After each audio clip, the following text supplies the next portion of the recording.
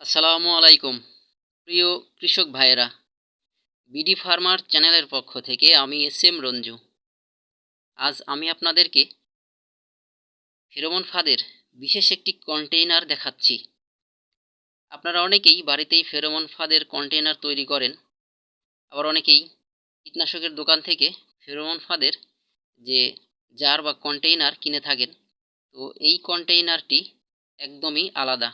আপনারা দেখতেই পাচ্ছেন এই কন্টেইনারের জানালায় বিশেষ এক ধরনের ক্যাপ লাগানো আছে এবং এর ছোট ছোট যে ফুটোগুলো, এই ফুটো দিয়ে ফ্রুট ফ্লাই বা সবজি ছিদ্রকারী যে মাছি একবার প্রবেশ করলে আর বাইরে বের হতে পারবে না।